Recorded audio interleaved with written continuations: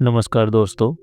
आज मैं ऐसी सस्पेंस क्राइम स्टोरी के बारे में बात करने जा रहा हूँ जो एक दिल्ली की घटना है। तो चलिए कहानी को शुरू करते हैं। दोस्तों, दिल्ली का शांत इलाका ग्रीन पार्क अचानक खौफ के साए में आ गया था। 1 महीने में 4 लोगों की रहस्यमयी हत्या हो चुकी थी। हर बार एक कागज का टुकड़ा मृत शरीर के पास मिलता था जिस पर लिखा होता था, परछाई से भाग नहीं सकते। दोस्तों, पुलिस के हाथ कोई ठोस सुराग नहीं था, लेकिन इंस्पेक्टर करण, जो अपनी तेज बुद्धि और काबिलियत के लिए मशहूर था, इस केस को सुलझाने के लिए नियुक्त किया गया था। दोस्तों, करण ने पाया कि चारों मृतकों के बीच एक समानता थी। वे सभी ब्लैक शैडो क्लब नाम के गुप्त समाज के सदस्य थे। ये क्लब बेहद गोपनीय था और इसके बारे में कोई बाहरी जानकारी नहीं थी।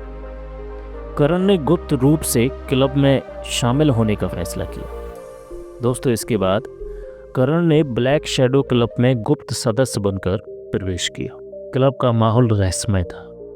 वहाँ हर सदस्य नकाब पहनकर रहता था और उनके बीच सिर्फ एक कोड भाषा में बातचीत होती थी। करण को जल्द ही समझ आ गया था कि क्लब सिर्फ अमीर और शक्तिशाली लोगों का एक समुद्र नहीं था, बल्कि यहाँ गहरे राज छिपे थे। दोस्तों, इसके बाद करण को क्लब की एक सदस्य सना पर शक हुआ। एक तेज तर्रार और रहस्यमयी लड़की थी जिसकी हरकतें उसे बाकी सदस्यों से अलग करती थी। उसने सना पर नजर रखनी शुरू कर दी। दोस्तों, इसके बाद क्या हुआ? एक रात करण ने सना का पीछा किया और देखा कि वो किसी सुनसान जगह पर एक आदमी से गुप्त मुलाकात कर रही थी। करण ने उसकी बातचीत सुनी। सना ने कहा, अब सिर्फ एक आखिरी शिकार बचा है, इसके बाद हमारा काम पूरा हो जाएगा।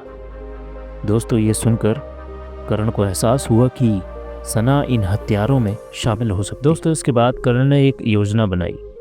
उसने सना को अपने फंदे में फंसाने के लिए खुद को क्लब का अगला संभावित शिकार घोषित किया। उसने सना को अपने फंदे में फंसाने के लिए खुद को क्लब का अगला संभावित शिकार घोषित किया। उसने एक नकली खबर फैलाई कि वो ब्लैक शैडो क्लब के असली राज को उजागर करने वाला। दोस्तों, इसके बाद एक रात जब करण अपने घर में था, तभी बिजली चली गई। उसे लगा कि सना या उसके साथी उसे मारने आए हैं।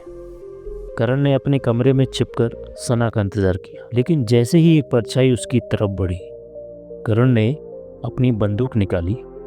लेकिन परछाई के पीछे असली शख्स सना नहीं, बल्कि क्लब का नेता आकाश राणा था। दोस्तों, आकाश राणा ने करण को बताया कि क्लब एक गुप्त समाज था जो अपने राज बाहर लाने वाले किसी भी सदस्य को खत्म कर देता। सना केवल मोहरा थी, असली मास्टरमाइंड राणा खुद था।